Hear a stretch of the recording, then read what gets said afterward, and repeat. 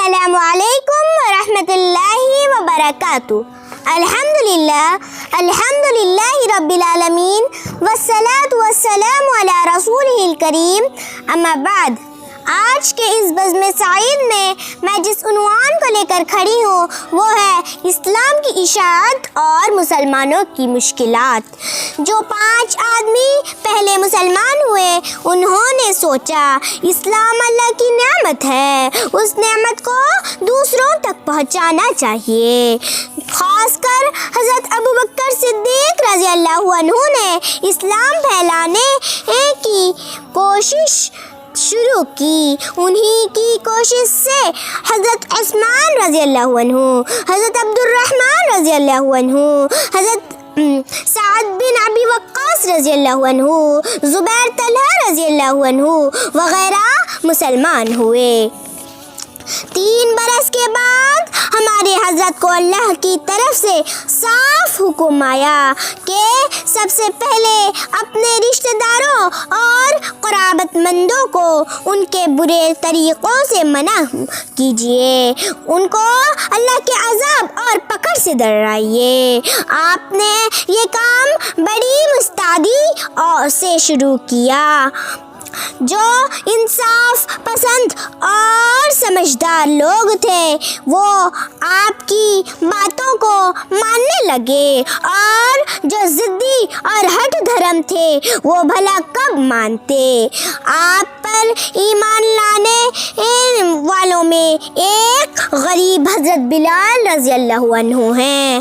یہ امیہ بن خلف کے غلام تھے۔ جب یہ مسلمان ہو گئے تو امیہ نے ان پر بڑے بڑے ظلم کیے۔ دوپہر کے وقت جب دھوپ تیز ہو جاتی تو گرم بالوں پر لٹا دیتا اور اوپر سے بھاری پتھر ان کے سینے پر رکھوا دیتا تاکہ ہل نہ سکیں، اور کہتا یا تو محمد کے دین سے انکار کرو یا ایسے ہی جلتے جلتے مر جاؤ۔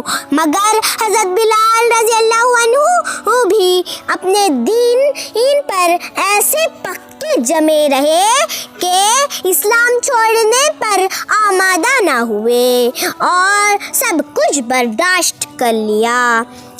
حضرت خباب ایک صحابی ہیں، جب وہ مسلمان ہوئے تو ان کو آگ کے انگاروں پر ننگی پیچھ کر کے لٹا دیا جاتا، جس سے ان کی پیٹھ کمر تک جل گئی تھی۔ لبینہ حضرت عمر کے خاندان کی ایک لونڈی تھی۔ حضرت عمر جب تک مسلمان نہیں ہوئے تھے ان کو بہت مارتے تھے، مارتے تھک جاتے تو چھوڑ دیتے اور کہتے کہ تجھ پر رحم کھا کر میں نے تجھے نہیں چھوڑا ہے، میں تھک گیا ہوں، سستا لوں تو پھر ماروں گا۔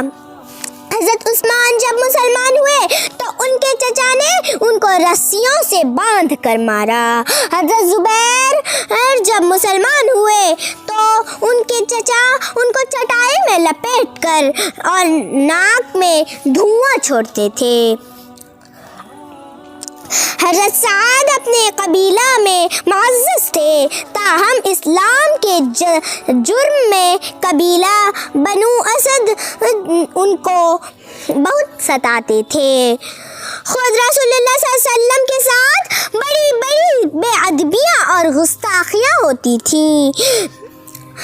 تان تعریف کی باتیں تو کہتے ہی تھے، اس کے ساتھ جسمانی تکلیف بھی پہنچاتے تھے۔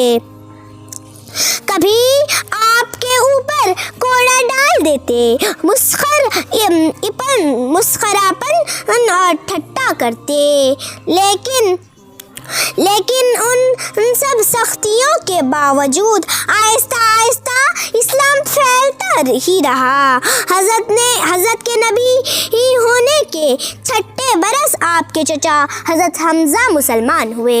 آخر میں اللہ تعالیٰ سے دعا کرتی ہوں کہ اللہ ہم تمام مسلمانوں کو سنت نبوی پر چلنے کی توفیق عطا فرمائے اور ہم تمام مسلمانوں کو کہنے اور سننے سے زیادہ عمل کی توفیق عطا فرمائے۔ والسلام علیکم ورحمۃ اللہ وبرکاتہ۔